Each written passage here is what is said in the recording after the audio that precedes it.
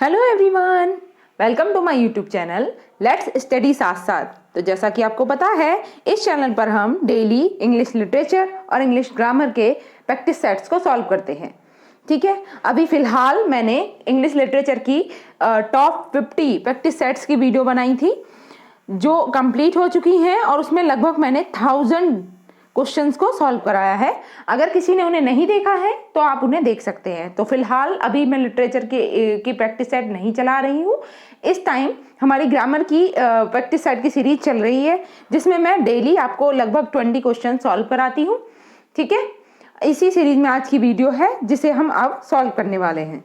I hope previous videos को आपने देख ही लिया होगा, और अगर किसी ने नहीं देखा है तो इस चैनल पर जाकर देख सकते हैं, क्योंकि वो सभी वीडियोस आपकी तैयारी के लिए बहुत ही इंपॉर्टेंट वीडियोस हैं। उसमें सारे प्रीवियस ईयर क्वेश्चंस जो लास्ट ईयर 2021 में जितने भी इंग्लिश से रिलेटेड पेपर हुए थे उन सभी के प्रीवियस ईयर क्वेश्चंस को मैंने उसमें इंक्लूड किया है। ओके, तो शुरू करते हैं आज की video. First question is identify the error in the sentence given. अब देखिए यहाँ पे एक सेंटेंस को 3 पार्ट्स में डिवाइड किया गया है। बेसिकली जो फोर्थ ऑप्शन है हमारा वो नो एरर का है। अब इन 3 पार्ट्स में से आपको बताना है कि किस पार्ट में एरर है। ओके, सेंटेंस है Rabindranath Tagore a Nobel laureate and the author of a national anthem found Shanti Niketan. तो किस पार्ट में इसके एरर है? देखिए ध्यान से समझना, ये क्वेश्चन हमारा सब्जेक्ट वर्ब एग्रीमेंट से है। ठीक है, तो अब सब्जेक्ट वर्ब एग्रीमेंट में क्या होता है कि सब्जेक्ट जिस प्रकार का होता है, सब्जेक्ट जिस टाइप का होगा उसी टाइप की हमारी वर्ब होती है। अगर सब्जेक्ट सिंगुलर है तो वर्ब भी सिंगुलर होगी, और सब्जेक्ट अगर प्लूरल है तो वर्ब भी प्लूरल होगी। ठीक है, तो सबसे पहले हमें इस सेंटेंस में अपना सब्जेक्ट फाइंड आउट कर लेना है। ठीक है, उसी के अकॉर्डिंग हम वर्ब को लगाएंगे। तो बताइए किस पार्ट में एरर है इसके? Rabindranath Tagore, a Nobel laureate and the author of the national anthem, found Shanti Niketan. देखिए ये जो एस्टैब्लिशमेंट हुई है, बेसिकली अगर हम सेंटेंस की सेंस को समझें तो ये शांति निकेतन की स्थापना बहुत पहले हो चुकी है, मतलब पास्ट टेंस की बात कर रहा है। ठीक है, अब पास्ट टेंस की अगर बात कर रहा है तो यहाँ पे जो फाउंड आया है ये तो वर्ब की फर्स्ट फॉर्म है। ठीक, तो अगर हम पास्ट इंडेफिनिट टेंस की बात करें तो वहां पे वर्ब की सेकंड फॉर्म का यूज होता है, इसलिए यहाँ पे फाउंड की जगह क्या आना चाहिए था? फाउंडेड आना चाहिए था। ओके, तो part C has an error. Okay, option number C is the right answer. Moving to the next question.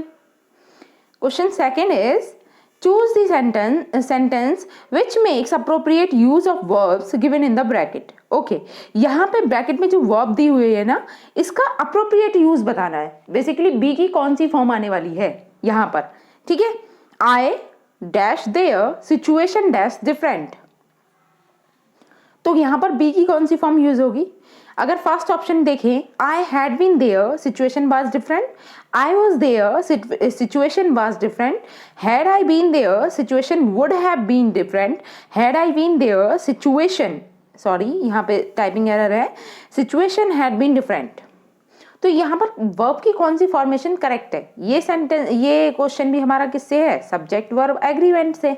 ठीक है, अब इसमें कंडीशनल सेंटेंसेस का यूज हुआ है, तो इस तरीके से अब इस सेंटेंस में क्या यूज होगा बताइए? बी की कौन सी फॉर्म आनी चाहिए?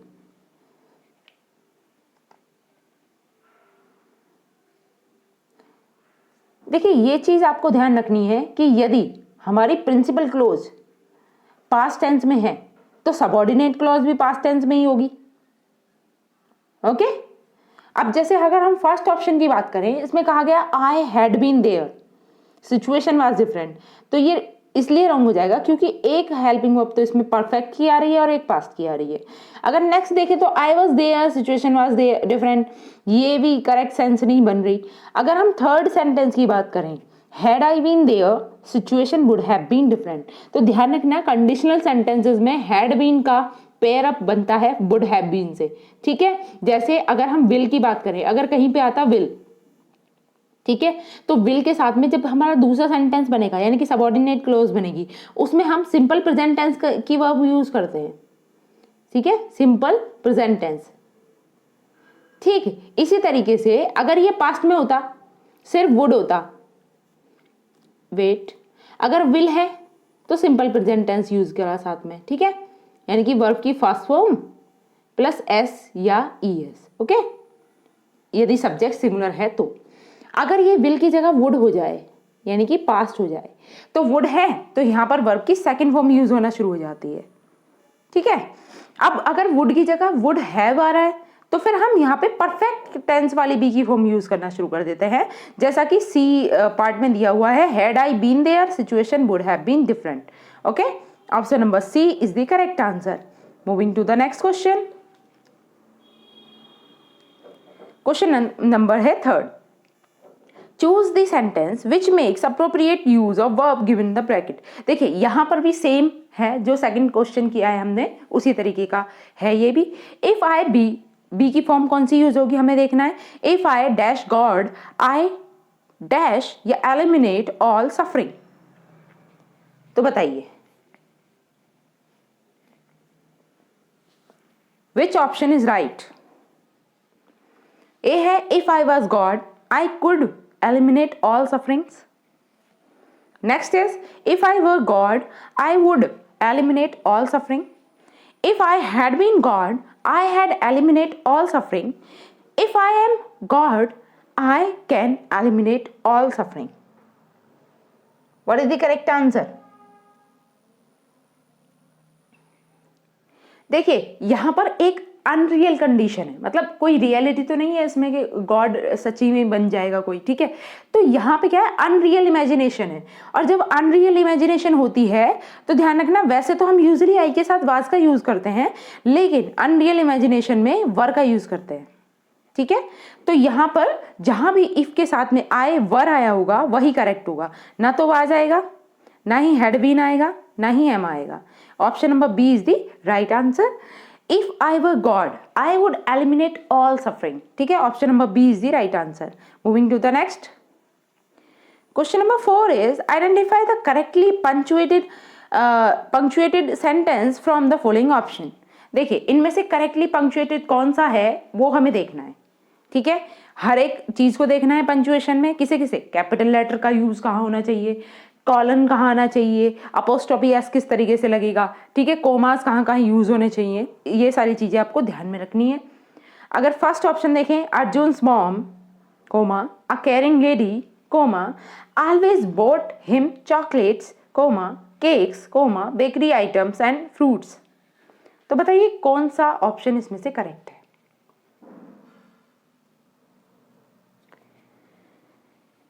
देखिए अर्जुन्स मॉम, हर जगह अपोस्ट्रोफी लगी हुई है, सही है, ठीक है। अब मॉम के बाद में कोमा भी लगना चाहिए, क्योंकि आ केयरिंग लेडी उनके लिए ही एक फ्रेज और यूज हो रही है, दो फ्रेजेस हैं तो दोनों के बीच में एक कोमा जरूर आएगा, ठीक है। इसमें कोमा नहीं है इसलिए इसे रॉन्ग कर देते हैं। अभी हमारे पास बचते हैं 3 ऑप्शंस। अब तीनों में आगे देखें, ऑलवेज बोट, देखिए केयरिंग लेडी, इसके बाद भी कोमा का यूज होगा, ठीक है, ओके। तो बी भी हम रॉन्ग कर देंगे। केयरिंग लेडी इसके बाद भी कोमा का यूज होगा। उसके बाद है always bought him chocolates cake, अब इसमें तो यहाँ भी कोमा नहीं है इसलिए ये रॉन्ग माना ही जाएगा बी। अब इसमें चॉकलेट्स बेकरी के बीच में भी कोमा लगना चाहिए, ये तीनों ही रॉन्ग हो जाएंगे। Part A is the right answer, okay. Moving to the next question number 5 is it is time to shut the shop, the passive construction for the above is.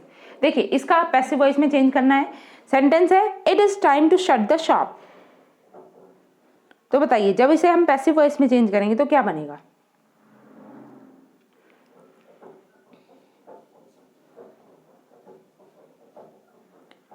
सोचिए, आंसर कीजिए। Options are the shop should be shut, it is time to shutting the shop, it is time that the shop be shut and it is time for the shop to be shut.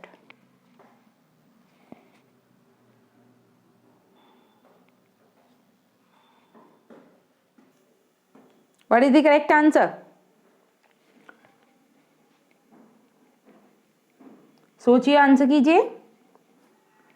देखिए यहां पर हम बात करें तो sentence देखो, to shut the shop, यहां पे अगर हम इसी फ्रेज की बात कर लें तो ये भी एक अपने आप में एक सेंटेंस है, और वो भी कौन सी फॉर्मेशन का है, ये वो इम्पेरेटिव सेंटेंस है, ठीक है।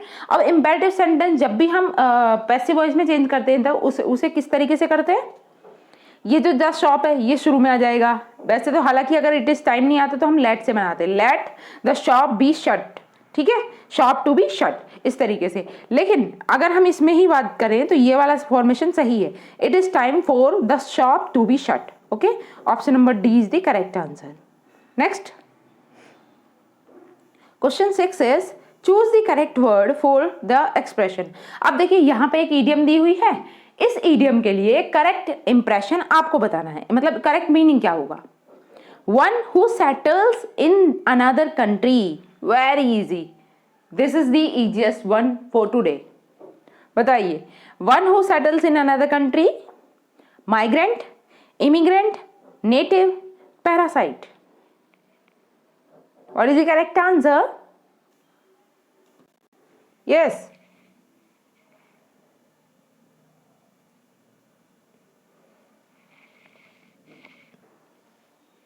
देखिए, one who settle in another country, this is known as immigrant, ठीक है, option number B is the right answer.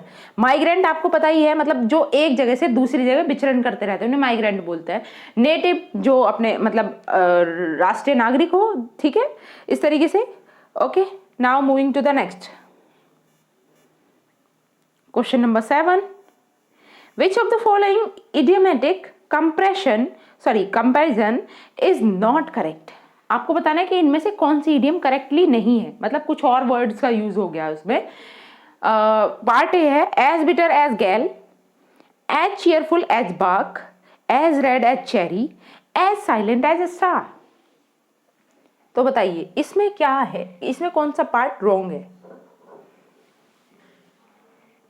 सोचिए, आंसर कीजिए।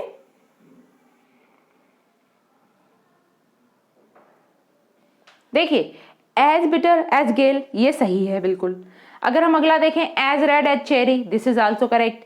As silent as star, this is also correct. लेकिन अगर हम पार्ट बी की बात करें, as cheerful as bark, bark नहीं होता, बार्क की जगह क्या होता है? लार्क, ठीक है, as cheerful as lark, option number B is the right answer. Next question number 8 is choose the option which given the correct meaning of the phrase idiom। अब देखिए इसका करेक्ट मीनिंग बताना है। to weather the storm, to weather the storm, options are to withstand heavy rains, to survive a crisis, to create a crisis, या फिर to fall a prey। बताइए क्या होगा इसका राइट आंसर?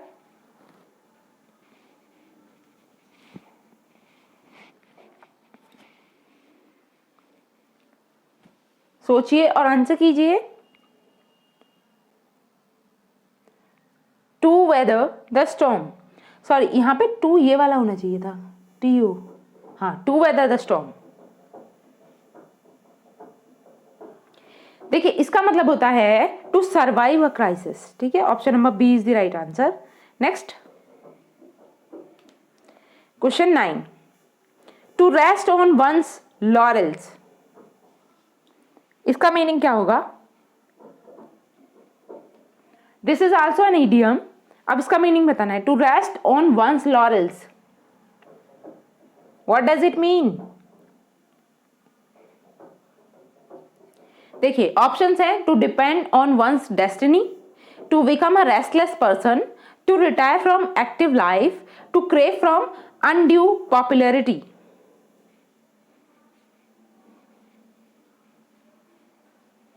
देखिए इसका करेक्ट आंसर क्या है?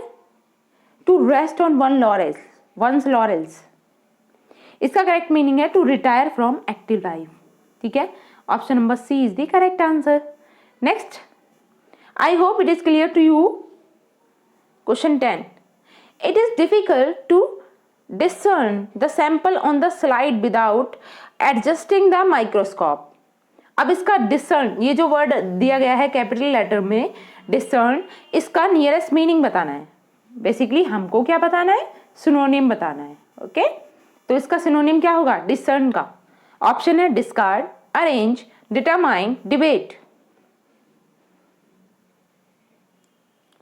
बताइए what is the correct answer?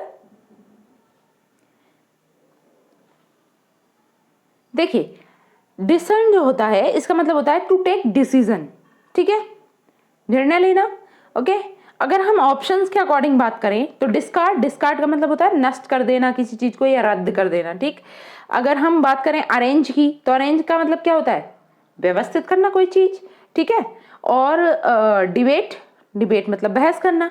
इसका करेक्ट मीनिंग क्या हो जाएगा, इसका synonym according to the options, determine. Okay, determine का मतलब भी क्या होता है, मतलब किसी चीज को फाइंड आउट करना या फिर निश्चय करना, ठीक है, निर्णय लेना। Next 11, it is easy to be an orthodox. अब देखिए ऑर्थोडॉक्स का ये जो कैपिटल लेटर में वर्ड दिया है ऑर्थोडॉक्स, इसका हमें अपोजिट बताना है, क्या होगा। ऑप्शन ए है आइडोलेटियस, बी है इंटेलिजेंट, सी इज मैलिग्रेंट और डी इज हेटेरोडॉक्स। बताइए।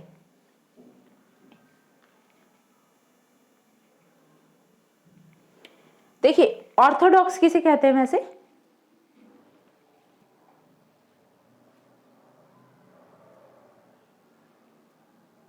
The one who can not change his thought, that is called Orthodox. या फिर हम अपनी आम भाषा में कहें तो रूढ़िवादी लोग जो होते हैं, जो अपनी धारणाओं अपने विचारों को कभी बदलना नहीं चाहते, ठीक है, उन्हें बोलते हैं ऑर्थोडॉक्स। अगर हम इनके अपोजिट की बात करें तो अपोजिट क्या हो जाएगा ऑर्थोडॉक्स का, हेटेरोडॉक्स भी बोल सकते हो, ठीक है। इसका अपोजिट क्या होगा, heterodox. Option number D is the right answer. लेकिन इसमें स्पेलिंग मिस्टेक है, इसे मैं दोबारा लिख देती हूँ। स्पेलिंग क्या होगी, HETERODOX, हेटेरोडॉक्स, ठीक है। आई होप मेरी हैंड राइटिंग समझ आ ही रही होगी आपको। हेटेरोडॉक्स क्या होता है, जैसे ऑर्थोडॉक्स का मतलब होता है रूढ़िवादी, ठीक है, और हेटेरोडॉक्स का मतलब क्या होगा, अपरंपरागत, मतलब जिसके विचार हमेशा बदलते रहे वो होगा हेटेरोडॉक्स, ठीक है। अब अगर हम बाकी ऑप्शंस की बात करें, इंटेलिजेंट कौन नहीं जानता इसके बारे में, ठीक है। मैलिग्नेंट का मतलब होता है बहुत ही ज्यादा डेंजरस थिंग या घातक बोल सकते हैं जिसे, ठीक है। और आइडोलेटियस का मतलब होता है मूर्ति पूजक, ठीक है, जो मूर्ति की पूजा करता है उसे बोलते हैं। Next question 12 is the company was liquidated within 5 years। अब लिक्विडेटेड का हमको अपोजिट बताना है, ठीक है। Options are bankrupt, close down, flourishing, privatised.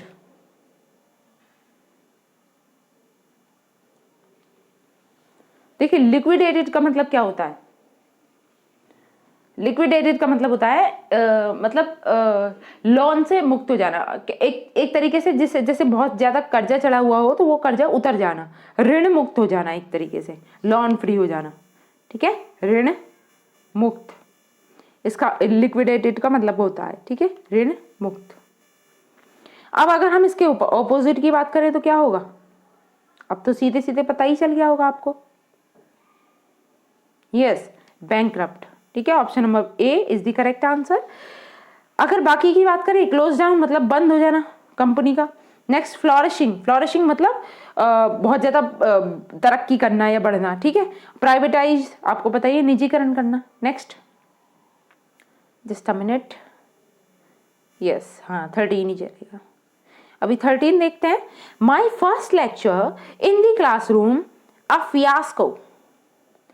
देखिए फियास्को का अपोजिट बताना है। अब options are success, joy, fun, disaster. ध्यान रहे अपोजिट बताना है, ठीक है।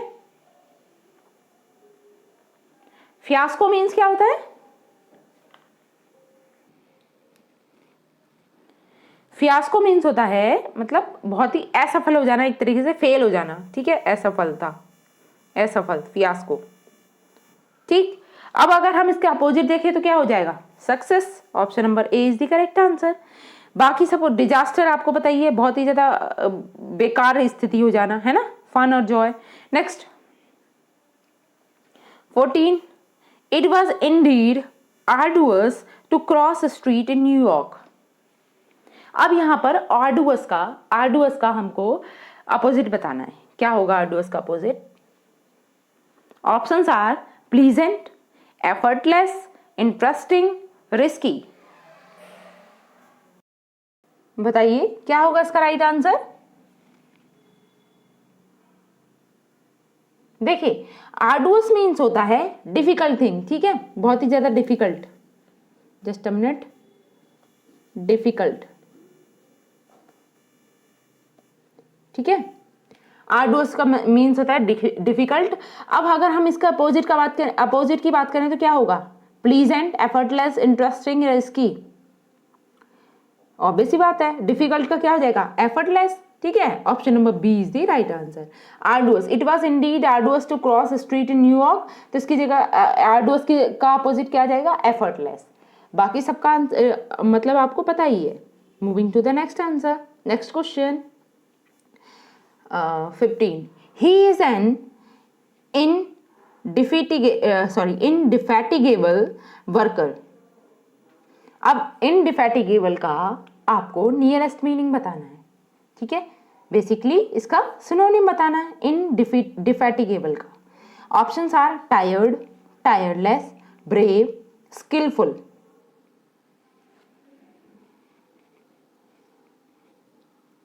What is the correct answer? Yes, indefatigable मतलब जिसे डिफीट न किया जा सके या जो कभी थके ही ना, ठीक है, थकने वाला एक तरीके से। तो इसका अगर सिनोनियम की बात करें तो क्या हो जाएगा? टायरलेस, ठीक है। Option number B is the right answer. Next 16 is she is pretty insipid young lady. अब इसका नियरेस्ट मीनिंग क्या होगा इंसिपिड का?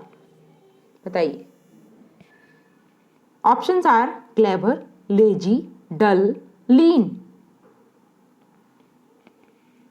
देखिए इंसिपिड का मतलब क्या होता है? बेसिकली हम फूड के लिए इस वर्ड को यूज करते हैं, मतलब टेस्टी खाना नहीं होता तब हम उसे इंसिपिड बोलते हैं। लेकिन अगर लेडी के कंसर्न में आया है तो हम कह सकते हैं अगली लेडी है, ठीक है, फीका या नीरस भी बोल देते हैं, ठीक। अब अगर हम इसके नियरेस्ट मीनिंग की बात करें तो क्या हो जाएगा? डल, ठीक है। Option number C is the right answer. Moving to the next. Question number 17 is identify the error in the sentence given. अब देखिए नीचे जो सेंटेंस दिए हैं, मतलब एक सेंटेंस के एक सेंटेंस को भागों में डिवाइड कर दिया गया है, तो उसमें से आपको एरर फाइंड आउट करना है 3 ऑप्शंस में। अगर कोई एरर नहीं है तो आप ऑप्शन डी पर टिक कर सकते हो, नो एरर, ठीक है। पार्ट ए है the art of printing was introduced into England during the reign of Edward IV by William Caxton, a native of Kent. बताइए, is there any error in the sentence? The art of printing was introduced into England during, देखिए England के बाद ये typing error है, आप full stop नहीं मान सकते यहाँ पे, ड्यूरिंग आ रहा है आगे तो हम कोमा लगा सकते हैं, ठीक है। तो the art of printing was introduced into England during the reign of Edward IV by William Caxton, a native of Kent. Which part has an error? देखिए इसके किसी भी पार्ट में कोई एरर नहीं है, इसलिए हम ऑप्शन डी पर टिक करेंगे, no error. Moving to the next question number 18 is identify the error in the sentence given. अब यहां पर भी एरर फाइंडिंग से क्वेश्चन है, तो इसे देख लेते हैं। ऑप्शंस है From 30 years, he devoted himself to public affairs without taking a holiday. No error. बताइए. Which part has an error? सोचिए और आंसर कीजिए.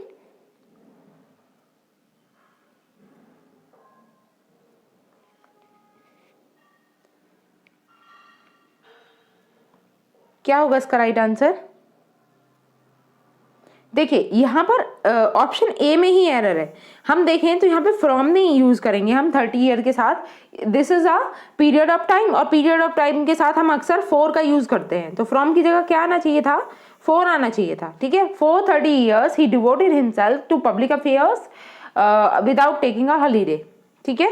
तो part A has an error, ठीक है, A is the right answer. Next 19 is, आप देखिए narration से क्वेश्चन हैं ये दोनों, 19 भी एंड 20 भी। सेंटेंस है don't go near the water, children she sad.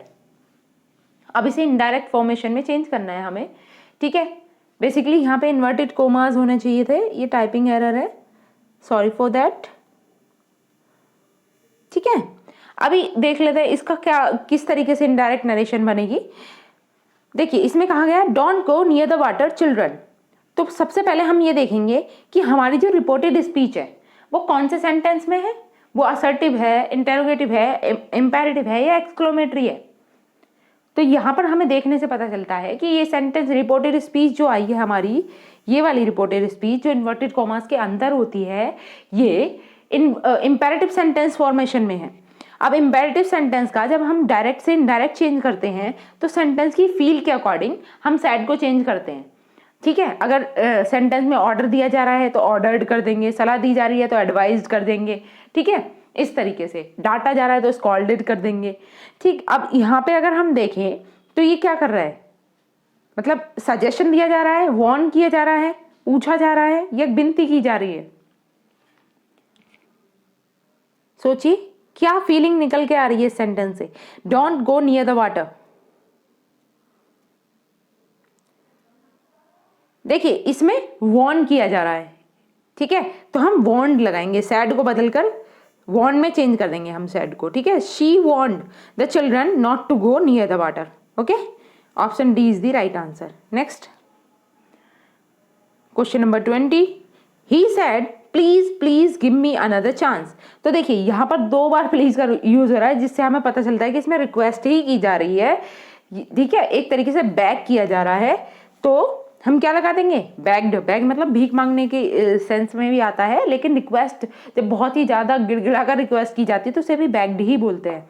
He begged them to give him another chance. Option number B is the right answer, okay. तो ठीक है, फिर आज के लिए हम इतना ही रखते हैं। आई होप मेरी वीडियो आपको अच्छी लगी होगी, और अगर वीडियो अच्छी लगी है तो प्लीज़ इसे लाइक करें, शेयर करें, अपने दोस्तों के साथ इसे शेयर करें, और मेरे चैनल को सब्सक्राइब कर लें। मेरे चैनल पर जितनी भी वीडियोस हैं वो आपकी तैयारी के लिए इम्पॉर्टेंट है, आप चाहो तो उन्हें देख सकते हो। इनफैक्ट वो उन सभी स्टूडेंट के लिए लाभकारी हैं जो इंग्लिश से रिलेटेड किसी भी एग्जाम की तैयारी कर रहा है, ठीक है, चाहे वो लिटरेचर से रिलेटेड हो या ग्रामर से रिलेटेड हो, ठीक। और आपको क्या करना है, मेरे चैनल को सब्सक्राइब करके रखना है, बेल आइकन पर प्रेस कर लेना है, जिससे कि ऑल नोटिफिकेशन आप तक पहुंच सके, ठीक है। तब तक के लिए thanks for watching, keep learning and keep supporting me. Thank you.